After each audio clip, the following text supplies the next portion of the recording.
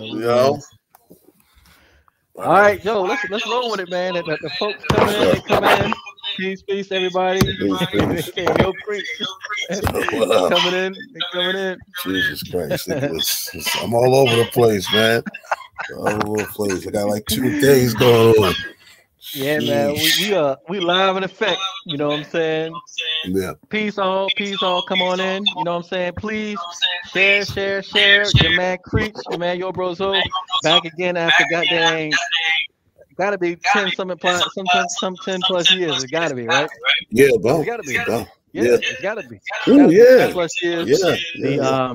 The reunion is back. Yeah. Us black rockers in the house representing. Yes, sir. You know what I'm saying? Oh, hold on a second. My camera went off. I gotta reconnect that.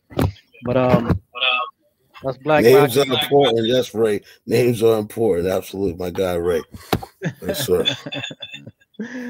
All right, let me get this. All right, I'm balancing. I'm doing a balancing that. Okay. Now I'm on. I got my IG on. I figured it out. I'm balancing. I'm balancing my act.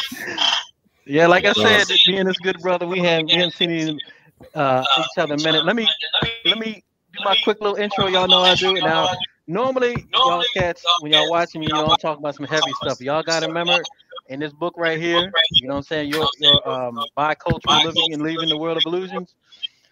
You know, I talk about me being a musician, you know what I'm saying, me and getting the black rock, and I ain't gonna just talk about the deep stuff all the time. Let's talk, you know, we're multifaceted beings. So tonight we talk about music, hip hop, you know what I'm saying, black rock, you know, all the good stuff, man. So, you know, that's and I got a very important guest that is very his hands are knee deep in both genres, hip hop and punk rock. So again, always, like I said, if you haven't, go to yourbrozo.com, get the book. You know what I'm saying? I talk about this among my experiences in there. Yourbrozo.com, like I said. So now I'm gonna let the brother actually let me backtrack before I let him introduce himself. Let me tell you the story real quick. We were just talking about this. I met this brother at afro-punk. It had to be 10 plus years ago. Yeah. And when I met him, I was amazed at the stuff this brother did, man, because he was the first brother that was a promoter and a good promoter. Like, he was making money, man. I only think at that time, I think that's all you were doing was like a promoter. Probably. You ain't have no, you ain't no job. I was selling music and So doing shows and selling music and stuff. Yeah, you know what I'm saying? So I was just like, I was looking at this brother, I was like, God dang, how you do this? You know what I'm saying? I was asking questions like I was, because he was the only brother I ever saw doing it at this high level, real talk. You know what I'm saying? So he influenced me a lot for y'all people in Atlanta, and I started, you know, getting my game tight as far as getting, you know, doing shows, promoting, and this brother was a big influence in my life. So enough of that. Creature, please. Yeah. You know, tell the folks who you are, what you do, except reception. Yeah. Peace. Creature. Rebelmatic, New York City. We here, man. We shout out to the brother Zoe. Like I said, I haven't talked to him in a while, man. And I mean, we do a lot, man. We do a lot. We contribute to the universe. That's the biggest and most important things. But I'm the front man, founder of the band called Rebelmatic, and we're doing some really great stuff right now. And we've been doing some stuff for a minute, but you know, we're definitely doing some stuff. And also, you know, I'm an MC as well under Creaturenomics. I put out a bunch of records and stuff and work with some notable people. But yeah, I mean, I don't like going, you know, it's hard to go into all, man. I did a lot of stuff, and I'm still doing stuff. So I don't like to, you know, you go to the resume, it's like, oh, I've worked with this person, I've done this, and I've done this. I can't go into all that, man. But we you know, Google it. I don't want to be like, I don't want to sound pompous. Wikipedia, it's a lot of stuff up there. But right now it's Rebelmatic. The EP Morning Dove is coming out April 1st, and that's the most important thing right now. Okay, we're gonna get to all that too, man. Now I'm gonna start my questions. You already know I got some questions, man. Yeah, for sure. My thing is this, like me personally, growing up in Maryland / DC, that's where I grew up. Hip hop was real big, you know what I'm saying, in the 80s. And like I remember my first record I got was the show, Dougie Fresh, the first LP, you know what I'm saying? Right. how did you get introduced to hip hop? And could you tell the story about how, you know, from you got your introduction into becoming MC? Well, you know, it's interesting. Like hip hop, I'm from Corona, Queens. Hip hop was like kind of always around, but like before getting even into music, I was into sports. Like I played sports from like 7 to 14. I wasn't like music was just background stuff. It was like whether it's hip hop, rock, it was just stuff that I listened to, but it wasn't stuff that I was like trying to pursue. It was you know, music was you know, it's a part of a life, but it wasn't my life. Sports was. I went to high school. They didn't have a football team, and I kind of wound up getting a little bit like off of music, off of sports, and kind of got focused on music. So before even rhyming, I was in a hardcore band. I was in a hardcore band in Queens called Short Notice, and that was my first foray into. Yes, Hoyer's from Corona, of course. Yeah, Hoyer's from Corona. Corona's in the house.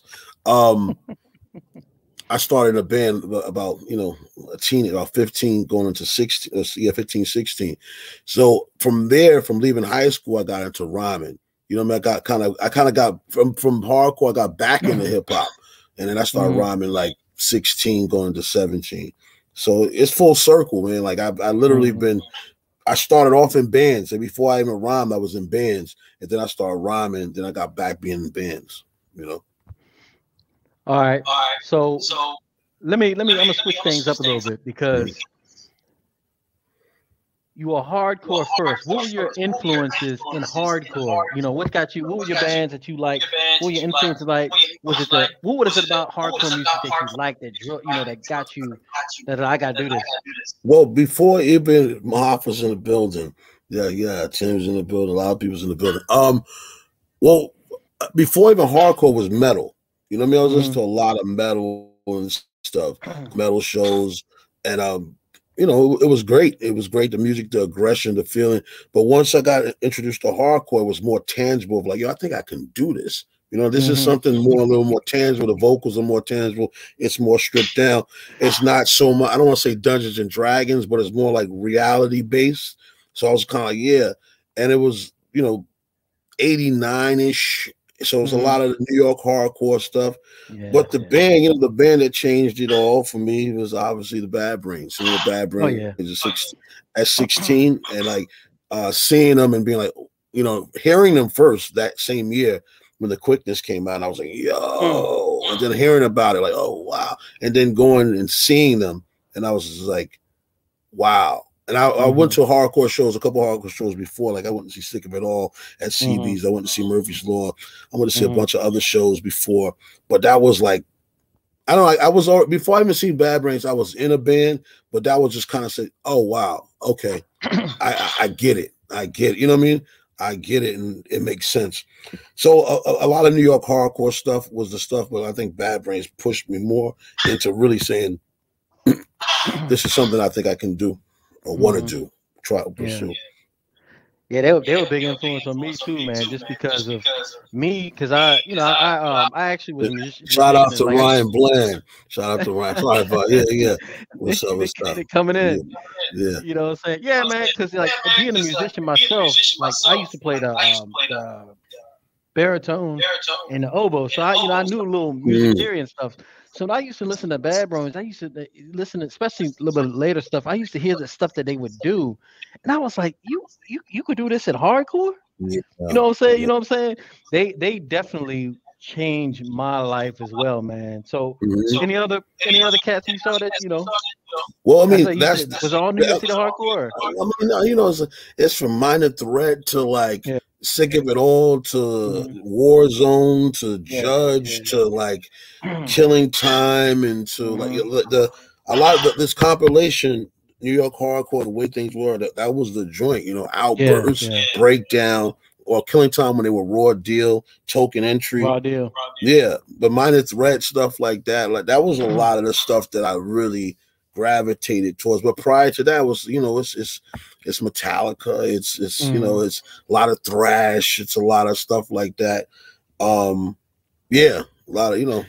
Let me ask you a question, man. This is what did you think of Biohazard? Yo, I had the Biohazard demo. I had the Biohazard demo. No, the demo in high school. So Yeah, the comp was a game changer. Yeah, Biohazard, man. You know, it's interesting. I seen Biohazard. Actually, I seen Biohazard at the L'Amour's in about '88.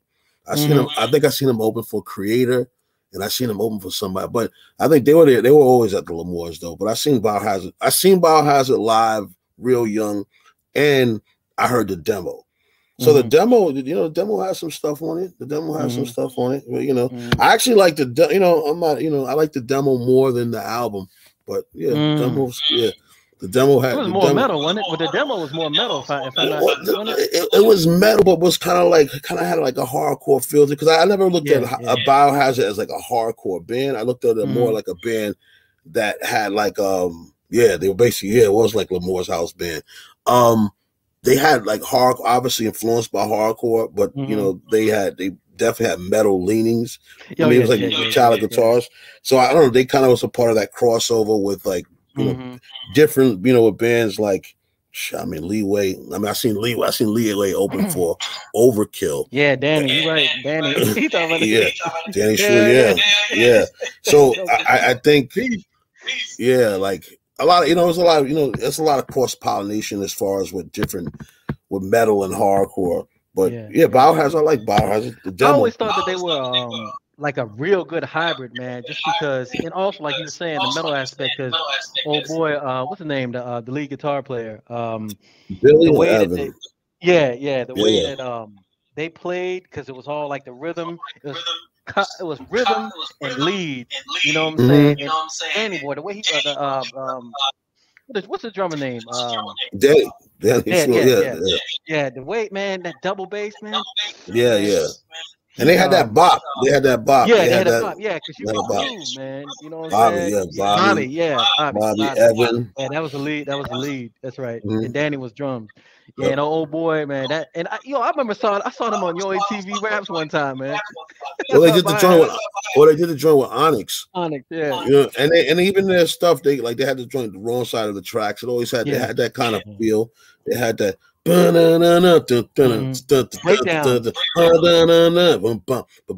I mean, I think growing up, there was a lot of cross pollination. A lot of people were listening to like hip hop, hardcore, metal, and that was it's certain cities that bred more. You know what I mean? So I think they probably were one of the bands that listened to a lot of different music. Yeah, I actually thought that they were. If you ask me, as far as the whole cross hip hop and rock thing, I think they were probably the ones that were probably the most organic and really did it. Really did it well. You know what I'm saying? On level. They did it well. I think Spies 24/7 Spies did it well. Yeah. I think a lot of people. I mean, even like Leeway had this. I mean, New York hardcore at a certain point had this like certain hip hop groove to it. Not necessarily it was hip hop, but it had like that beat, that feel to it. So, but I mean, a lot of people listen to a lot of different music, so it kind of the more genuine and organic you are into the music, it's going to like bleed into your music. A lot of the breakdowns they would have just in general music to the hardcore when it, that was like that had a hip hop feel itself. You know what I'm saying? You know what I'm saying? Just like the breakdowns, man. Yeah, I think because it's the environments people grow up in. You listen to a lot of different stuff. I agree, man. I talk about my book. I was like, back in the scene in Richmond, like where I grew up, like everybody you buy Madball daggone album and buy a Wu-Tang album the next day. You know what I'm saying? Yeah, see that, and that's fire. That's right. That's how we do it. I mean, look, that's how we Karis One was on Sick of It All's album. You know what I mean? I remember that. So it's I mean, that's just what it is. That's what it is. How about this? Your favorite show you ever saw in memory? Hip hop, I mean hardcore specifically. We can do whatever, hardcore, hip hop. I don't know. I mean, I've seen Bad Brains a bunch of times. It might be a Bad Brains show. It could be the Bad Brains at L'Amour's, but I've seen Bad Brains at CB's and when it was closed in 06. Then I've seen them again. I don't know, man. It's either Bad Brains as far as just incredibleness, but honestly, one of the funnest shows I went to was a Murphy's Law show.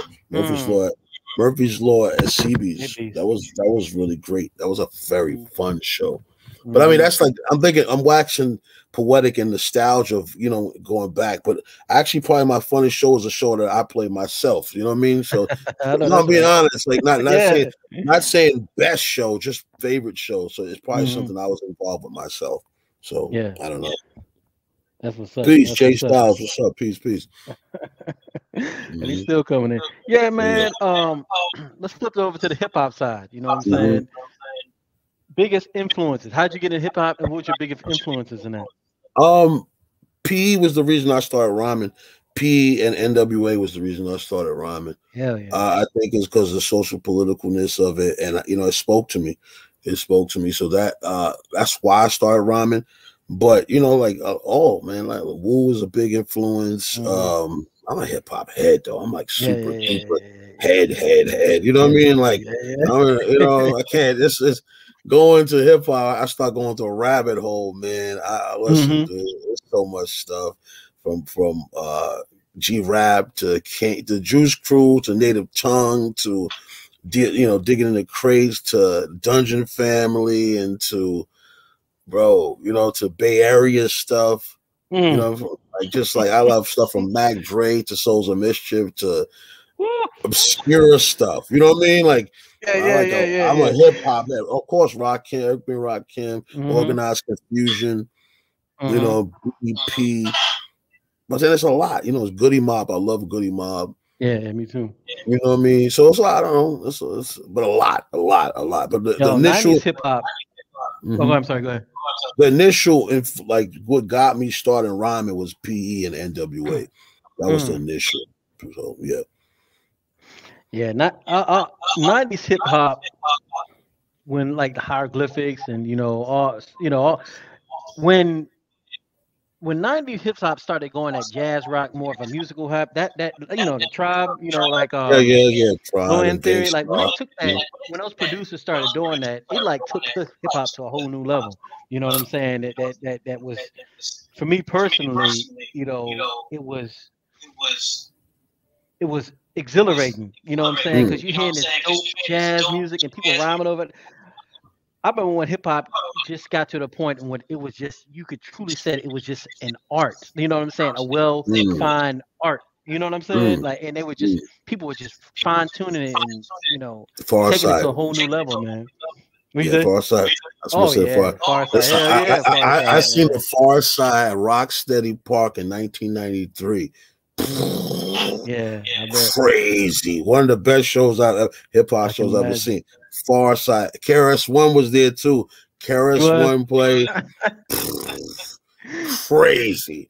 KRS-One's love was crazy. The Far Side though. Far Side as a live hip hop group was incredible. Yeah. So believe it or not, man, when I was here in Richmond when I was growing up, I actually saw some real dope shows here, man. I remember one time I saw Redman and Method Man. You know what I'm saying? They on tour together, right? Yeah. And the RZA was going back and vocals.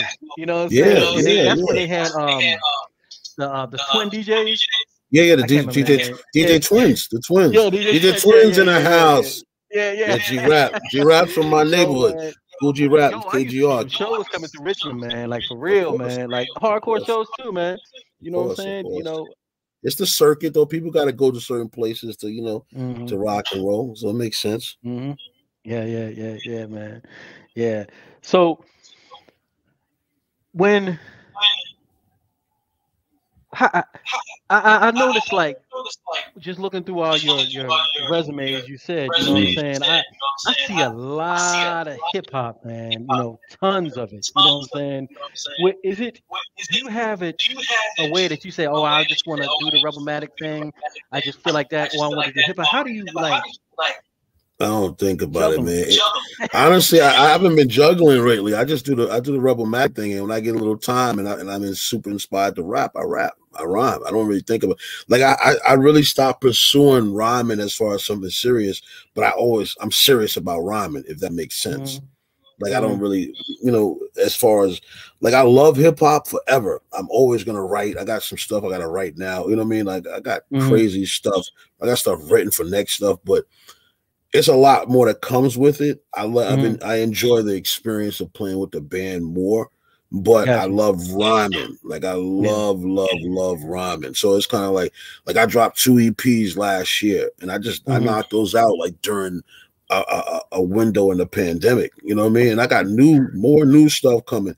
But generally, it's different parts of the brain too, because like with rhyming, I use way more words. You know what I mean? With Rebelmatic, it's not as many words. It's maybe different cadences and maybe a lot. I may be screaming, I'll be singing. With rhyming, I'm rhyming. You know what I'm saying? So it's not like phrasing. It's really rhyming. Yeah. You got an ill flow too. I appreciate it. you know, no, for real.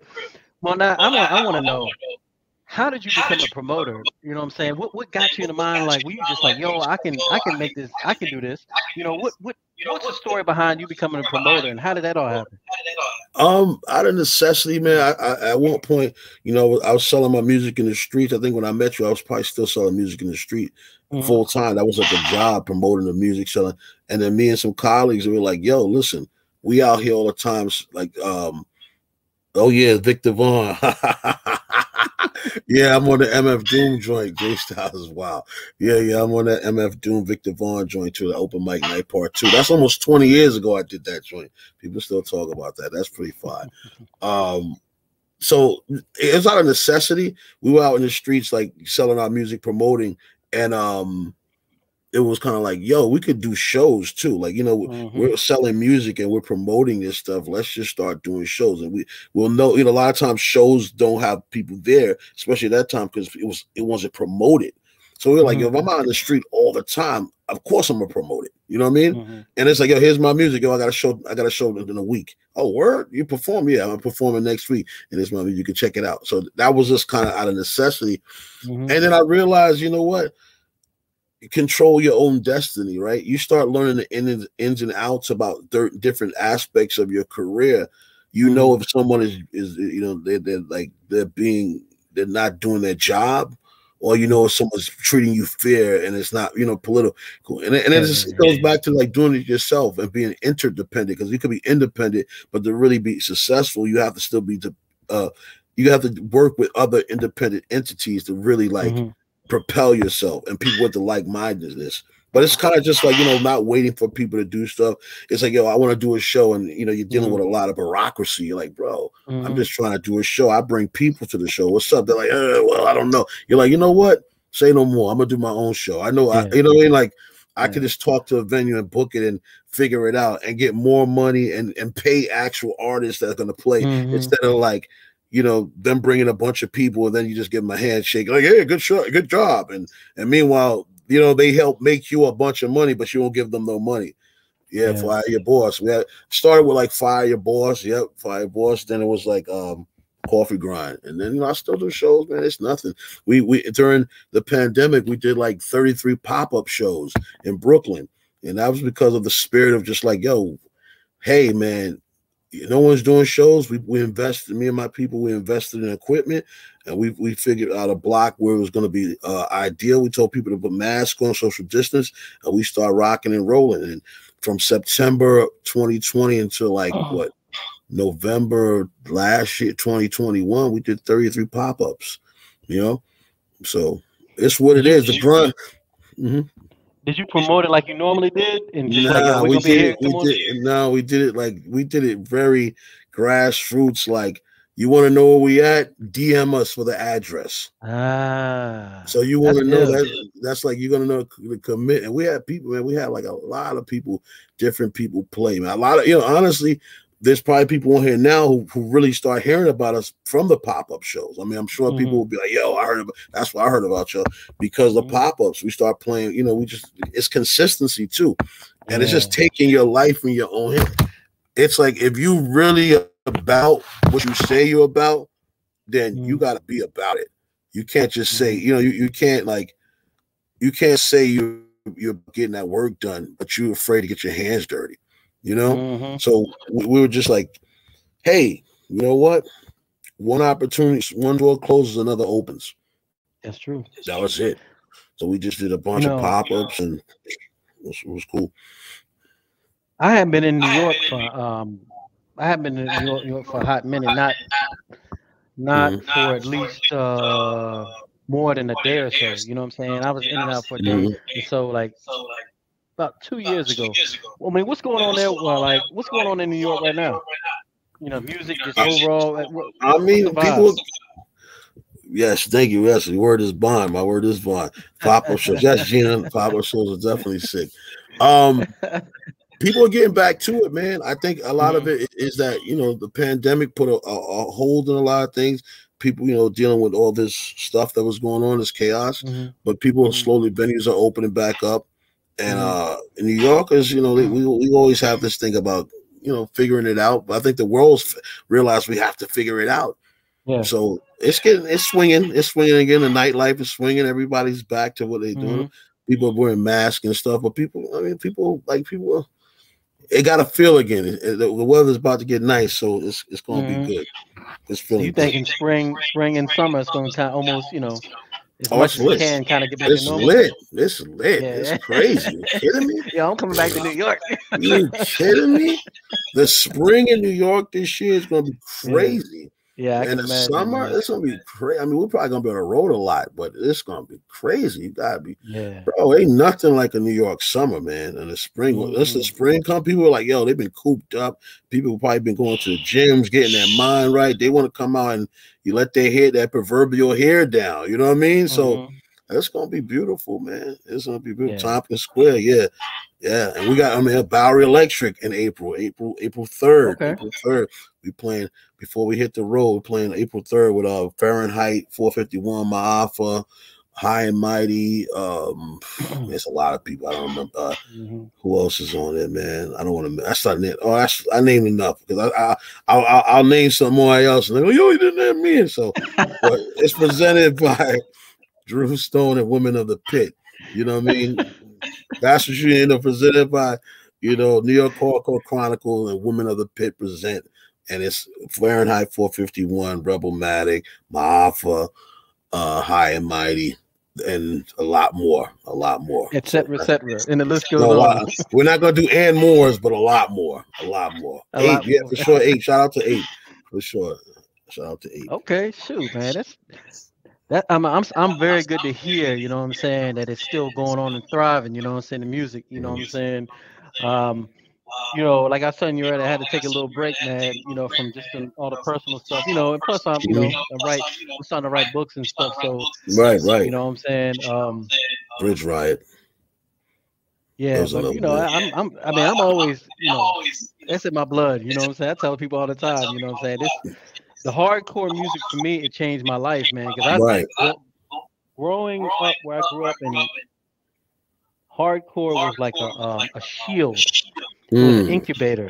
You know what I mean? It was a shield and an incubator that got me ready for the world and was able to let me express myself without, you know, going crazy. Yeah. It's a fact.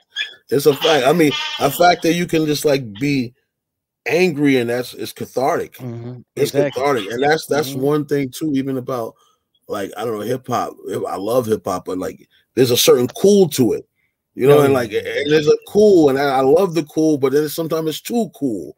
You know, hardcore is like, yo, man, get out there. If you're not sweating after you play, you did something wrong. You did something wrong. Why are you not sweating? You just played 30 minutes and you're like, your shirt is still dry. You're crazy. You didn't give enough. You ain't do nothing. You weren't doing it right. Yeah. So that's I love, man, I love hardcore shows feeling like winning, stressed out, left like, woof, wow. Exactly. I feel it's a great. Workout, man. You know what I'm saying? Real talk, man. You know, it's a way, it's a stress reliever, man. You know, it's emotional. You know what I'm saying? And I'm gonna tell you, like I talked about my book. You know, the first band that ever got me hooked was the Ramones, man. The first band that ever got me. Yeah, they got me hooked, man. I daggone I think I heard the Ramones' Greatest Hits, if I'm not mistaken. I heard that album. I was just like, yo, you know what I'm saying? Because I always, you know, I grew up in the 80s and stuff. You always listen to new wave and stuff. You hear punk stuff like that, but it was nothing like listening to Ramones, man. Ramones you know are great. What I'm saying? That you know, I was like, you know, I was like a damn zombie, like I got bit. You know what I'm saying? Yeah. But it had that feel. It had that feel 24 hours ago. I want to be sedated. Yeah, man. You know Hey, oh, Let's go. Yeah, That's it. That's it. You know, it's a trip, man. And people agree with me, and they don't agree with me. But and it's just my personal opinion. But even one of my favorite, I'm gonna just say specific. I'm dealing with pop punk specifically. You know what I'm saying? One of my favorite pop punk bands was Green Day. Easy. I mean, the early stuff. They made catchy music. I mean, yeah, man.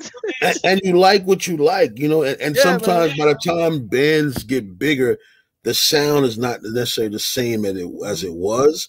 It does, but yes, dude, whatever, man. You like what you like. It ain't no big deal. Yeah. You know what I'm saying? You know what I'm saying? Like, but I used to the pop punk specifically used to talk to me as well. Like the Descendants, man. God damn, the Descendants, man. They used to make me damn that.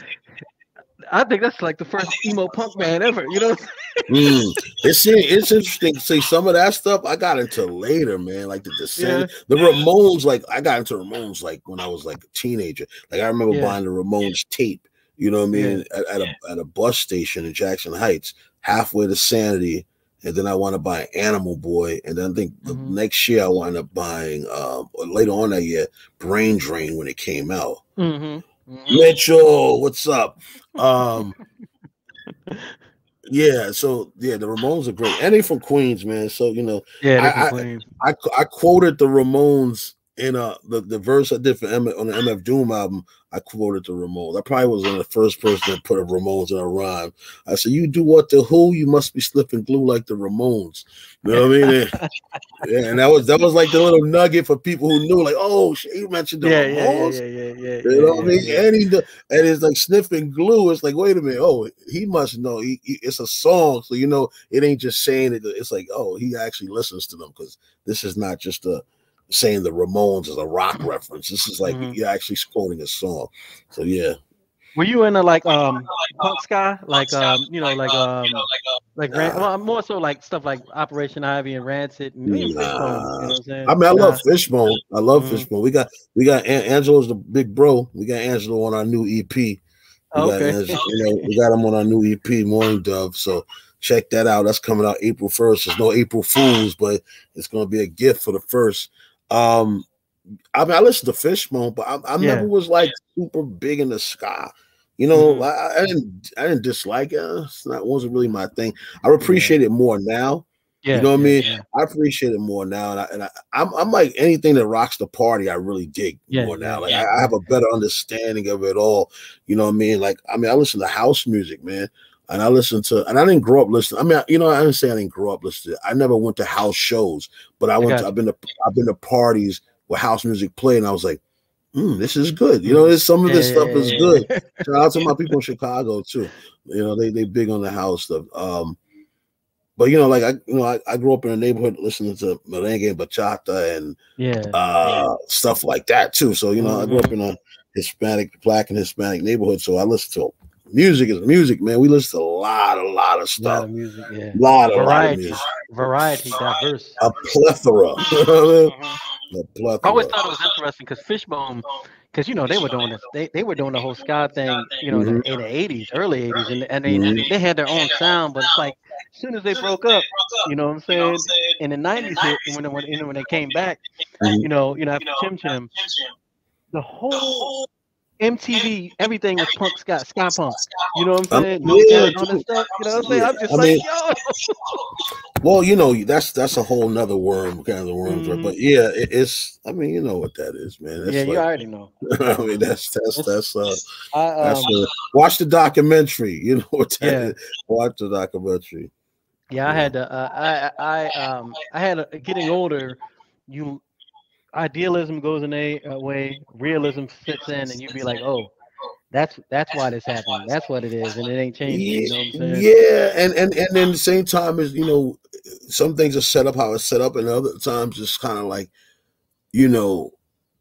hindsight's 20/20. Sometimes we all make, we zig when we should have zagged, or we zag when we should have zigged. Exactly, you know what I mean? Exactly. For our own moves. So I can look at my own life and say, I should have did that instead of this. Yeah. And I'm sure many of us have that in their lives, so I don't think they're no different, you know. Nah, Shout out to them, you know, because without them, it wouldn't, you know, after they laid a lot of foundation. Shout out to Dr. Mad Vibe, shout out to the Mighty Fishbone, shout out to Bad Brain, shout out to all of them that came before us, man. Nothing but love for real, man.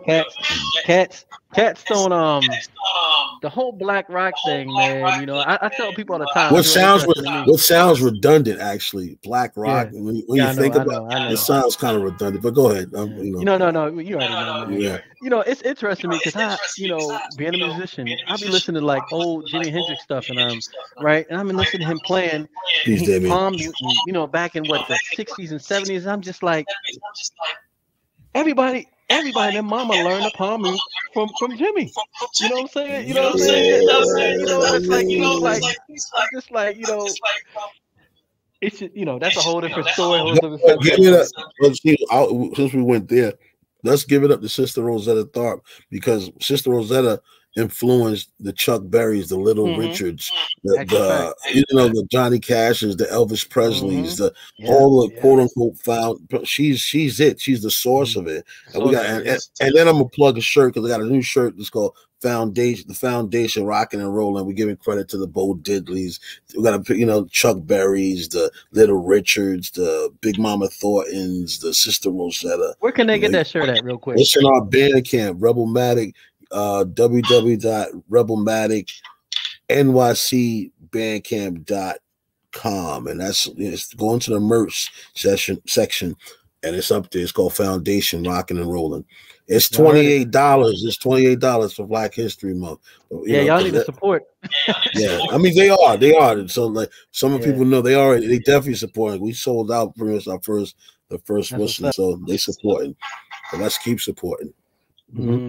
So what's the latest and greatest for the next project? What are we seeing Rebelmatic Creature doing for the future? What we got popping? Well, we got the single out right now called Walk on Water, self-released. It's from the EP we got called The Morning Dove. The Morning Dove is 4 songs. One song, The Sun Go Down, features Angelo Moore from Fishbone. We're about to go on tour April 6th.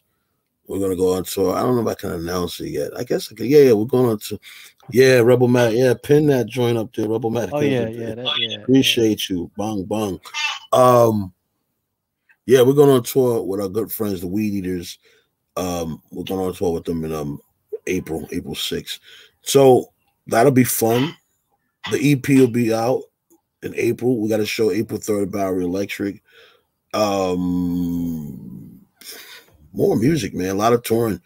You know, a lot of touring this year. A lot of stuff set up already, so we want to fulfill those demands. And we got an album. We got an album already recorded. We just got to start mixing and mastering. Besides the EP, a lot of stuff's in the work. I ain't gonna disclose everything, but a lot more solo stuff that I'm already working on.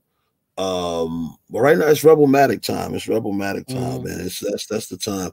I get in. You hear a verse here and there from me on a song, somebody, just because the time permitted. But it's real Rebelmatic right now. Rebelmatic. Well, I'm fortunately, you know, and thankfully I was able to, you know, rock with y'all. And let me tell you, these are definitely, Rebelmatic is easily one of the best rock bands I share the stage with, hands down. Real talk. You know what I'm saying? You know, and you know we have fun when we rock together, man. You know what I'm saying? Absolutely. And you know what I'm saying? That, like I said, you opened my whole eyes to a whole new reality when it came to, you know, music and some of the ways. And I appreciate you, brother. Real talk. I appreciate you too, one brother to another brother, you know, family man, etc. Man. I appreciate you, man. And I appreciate you too. Keep doing your thing. You know what I'm saying? I don't know, man. I might have to look at my crystal ball later on. We get out there. Maybe there might be a Zosa Rebelmatic thing in the future. Who knows? Everything's possible. You know how the universe aligns things. You already know. All right, man. But this is a beautiful talk, man. It's so good to see you again, man. Yes, sir, my brother. Yeah, man. And you know, I'm gonna keep on. And I definitely, once things start popping and running, man, I would definitely like you to be one of the reoccurring guests on here. I wrote a book. I wrote a book in 2006. It's called the Underdogs Manifesto. It's about independent artists that live off their art. You can Google it. It's up. It's up on. Listen. Ray. Now I'm just saying because Ray just said it. I'm writing a new book. But I wrote a book in 2006. Listen, I don't even go into all of the things I've done. Not because I'm so humble. I'm not gonna act like I'm that humble. It's just I'm doing stuff right now. I'm working, like I had my first record deal in 1994. You know what I'm saying? I was in the New York Times, 14 years ago. You know what I mean? Like I was in Stars in Black. I did a lot of stuff and a long time ago. But the biggest thing is I'm doing stuff now. Now. Like we were in Doc Martens last year. You know what I mean? The pop-up shows was like this year. It just happened. We're going on tour next month. You know what I mean? So I don't get caught up into a lot of stuff. Well, since people in the chat, you know what I'm saying, y'all got any questions y'all got? Because I'm pretty much done, man. Y'all got any questions y'all got for my man Chris? Yeah, shoot the questions. Shoot him, man. He can knock him out. Shoot him quick because I'm about to get out. I'm about to get out of here. Y'all need to make it happen. If y'all gonna be there, make it happen. Yes, Ray, I appreciate you, Ray. I definitely appreciate everybody who's in the check-ins. It means a lot. We can't really do it without the people, no matter what. But the biggest, what I'll leave it. Yeah, go read that book. The book is serious. I mean, it's about independent artists to live off the music, and it's about selling CDs, which is now probably a dated format, but it's more about a mentality of doing it for yourself and not waiting for people to do things for you. That's what the book was about. So, even though seeing, let's say, about selling CDs now is kind of like, but it's still more like, yo, go out and get it if you're really about doing it. Not waiting, Because if you are, all you gotta do is adapt to what absolutely, and you're doing the same thing. You're just switching it up, right? And people, and another thing is that people don't realize they have more power than they give themselves credit for, because you don't even have to be. You might not be as known as said person or whatever, but say it's 3 bands and y'all can all bring 15, 20 people. Y'all can do a venue, and especially if you're doing punk and hardcore, man, it's. It's so many DIY ways of doing things. Don't let your circumstances get in your way. What am I reading right now? I don't even know what I'm reading. All kind of stuff. A lot of Black history stuff. Carlos, what's up? I'm reading a lot of stuff on Black history. But I mean, I read stuff on Black history all the time. So I'm just learning about new stuff continuously. Organizations and people that, were doing great things. On the title, what medium are you putting music out? What's up, Sally? Our Bandcamp streaming.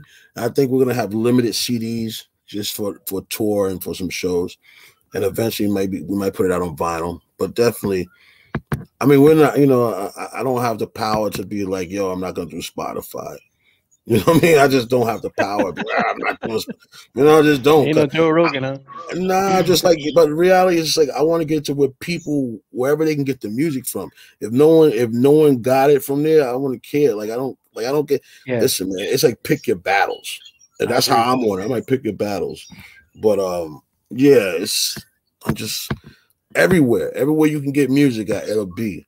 And Gina, reading it, I'm just reading all kind of stuff though. Just I'm working. The biggest thing besides just music, man, we're to improve as a person, be a better father, be a better son, be a better brother, be a better friend, and be a better person. Like I feel like if I could strive and keep doing that, my music could continue to get better, and I'll keep being blessed with greater things. But that's what I've learned through the years, that if you're not trying to be to be a great or good musician and you're a piece of trash human being, it don't make it. For me, it don't mean I'm not trying. That's whack to me. I think that's whack. I think be a better good person. I know some people don't care about that, but I care about it. And I think it's important. And I think it's important, especially in heavier music, because sometimes people get caught up in the art and how great stuff is, but and that's good. Music is music. We're not here to say judge every people, but I know for myself personally, I'm working on being a better person. Day by day, easy, slow. Yeah, man. No, that's powerful, man. Because a lot of people don't realize, what life is about. You know what I'm saying? A lot of people, get caught up in this matrix. You know what I'm saying? And then they only get to the point to realize that, look internal to become a better person. You know, how does nature affect you? You know, how do you coexist with nature? How do you coexist with people, man? You know, people just, you know, wake up 9 to 5 and just roll with it and kick the bucket, man. There's so much more to life than just that. You know what I'm saying? Yeah, you can't fake That's the easy way out.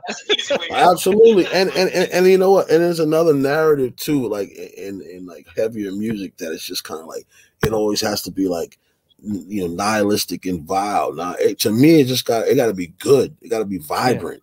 Doesn't move. Like I'm not here to sell death. You know what I mean? I'm not here to sell death. You know what I mean? I'm in tune with death, but I'm not here to sell death. I'm not here to push death. I'm here to push living and like being a better person and grooving. But we still have to rock out and do the best stuff possible and give high energy and unify. But it's like, you know, that's a thing that a lot of people tend to don't understand too. You know, and that could go deeper. So I don't want to go too deep with that. But just like, you know what I mean? It's a vibe, exactly. It's a vibe. Yeah, it's a vibe. It's a vibe. And you feel it, you live it. You know what I'm saying? Yeah, you experience it, man. It's a part. Listen, they say, what did someone say? I think Charlie Parker said. He said, if you don't live it, it won't come out your horn. No, exactly, Gina. Born to die. Nope, we're born to win. That's one of our songs, Born to Win. Like, it's just switching the narrative up too. Live fast, die young. Nah, that shit. No, man. People are, and I mean, listen, people are in pain. That's what happens. People are in pain. We're not acting like we're above nothing, or we don't experience different things. I'm not never gonna act like that because we live real lives. But it's like, no, man, change that. It don't gotta be born to die and life after the world, and you know that's corny to me. Like to me, it's corny. It's corny to me. It's corny to me. But I'm not here to preach. But I'm just like, that's just corny. I just like make some good music, groove and make people, make people feel that energy. That's like, yo, it's interesting you say that because, like, me personally, growing up, man, like when I started becoming quote unquote conscious and aware of stuff, Bob Marley was right there, like ushering me in. I swear, I used to when I was in Richmond, I used to smoke my L. What's your cat's name? What's your cat's name? This is Raquella. Interesting story. Rocco I had a black cat named Rocco. It was a boy. He died. We just got this one like last week. Wow. So we named her Raquella. Yeah, nice. Yeah, yes, they look exactly the same. They both black. Yes, we identify with our humanity, not our suffering. Work my magic. Yeah, of course. I was answering. Raquella. The cat's name is Raquella. That's the everyone's still alive and want to live fast and die young. Playing for Sally. That's real. Yeah, everyone's still alive and wants to live fast and die. That's actual fact. Heck yeah, because it's a narrative that's been sold. It's a narrative that's been sold. Like, like a lot of times we have to not we all, let's just say, I don't want to say we all. A lot of us, some of us realize that too. We got into heavier and harder music because we were angry. It spoke to us. It spoke to that anger, that frustration. Understandably so. We've all probably been through things that made most sense for us, myself included. As you grow, you start to heal. You still might have certain anger, but certain things don't align with you anymore. You know what I mean? It don't align. And it's like, nah, bro, I don't gotta, I can still get that feel and that energy and not have to hear that same message. You know what I'm trying to say? I agree. That's what I was saying about Bob, because like when I was starting to listen to Bob, man, and that's the time I was starting to wake up. I was like, yo, this cat talking to me. I used to ride around Richmond, smoking L, and I used to feel like he was right next to me, just preaching me. He's like, yo, wake up, and that's the beauty of music. Yeah. You know what I'm saying? Music that can just take you to a whole new level, and it's just the music, man. Yeah. It's I mean, look, the great Sly Stone said, you don't have to die before you live. Yeah, exactly. You don't have to die before you live. That's my favorite group of all time, Sly and the Family Stone. And just like you were saying originally, like PE and NWA, it's like people don't realize how much power is in music. I remember I was listening to Bobby Hemmett once. He was talking about how back in the 60s and 70s in soul music, you know what I'm saying? How the people, the adversaries were saying that the music was actually healing us from all the stuff that was happening. Soul music, you know what I'm saying? So, you know, they had to switch and adjust it to make it all synthesized and stuff because the music was healing us, bro. Listen, man. Listen. I don't want to go into all that right now, man. But it's music heals. Music heals, and it's important to listen. Treat your fellow human with respect. Treat yourself with respect, because even if you're young and if you're fortunate enough to live longer, things you do, the abuse you did when you were young, you'll pay for it when you're older. Like someone said, I stopped drinking and smoking like 20 years ago, man. And it's like one of the best decisions that I personally ever made. It's not, and I don't even talk, I don't talk about that in my music. If you listen to music, I never say, oh, don't drink, don't smoke. I don't even talk about that. I just talk the stuff I talk because it's necessary for me. And, just listen, live, let's live, and let's be good people. Let's make good music, build a community. Let's live and have a better understanding of each other, of ourselves. Spread love, not war. You know what I mean? And not to be, I agree. And not to be cliche or sound corny, but it's like, literally, like, listen, man, life is short. All that, a lot of stuff that people care about, when you leave this plane, it's not gonna matter. No, it's not gonna matter, man. You could be worth $20 million. You wish you had 1 day left. You've got to give all that money up to have that 1 day left. Gone. You know what I mean? That's one of the things at the Polka Dot Rabbit podcast. And if all y'all folks, please like, subscribe. You know what I'm saying? Follow both of us. If you're your Brozo Polka Dot Rabbit podcast. But that's one of the things we do here is we try to uplift humanity.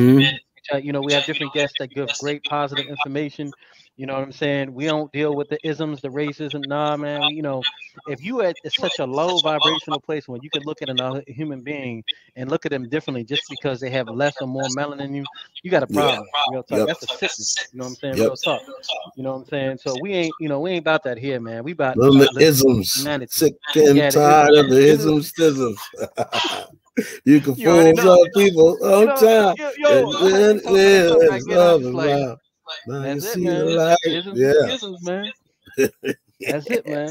Y'all got any more questions? No, I think, man, they'll probably keep asking me, man. I gotta get out of here too. Keep up all night. You got some business to attend to, right? Nah, I got some things to do. But listen, love for everybody, love for you, bro. Man. So, and listen, everybody travel safe, be harmonious, man. Tell your people that you love them, man. I love y'all. I wish y'all well. I wish you prosperity. And let's rock out. Let's rock out. April 3rd, we'll be back at the Bowery Electric. Go to our Bandcamp if you haven't. Pick up some merch. Support the brother. Support people who are doing good stuff creatively and your community, and let's be so on and Scooby. You guys, Sally, about that Sly family, and so on and Scooby Doo. Oh, man, I'm gonna go listen to some Sly now. That's my favorite. Like, listen, that's my favorite group of all time. Sly. So I'm gonna leave it on that. Sly Stone, for me personally, this is me, like Creature said, it's like the message he said, and he was going through all kind of his own demons, but he always had a light. It was in that darkness. It was always some light there. Yeah, that smile too, boy. The song "Smile." Yeah, man. You in trouble when you can't find a smile. Like that. The lyrics was just so poignant, and the music was so, and it crossed so many barriers, man.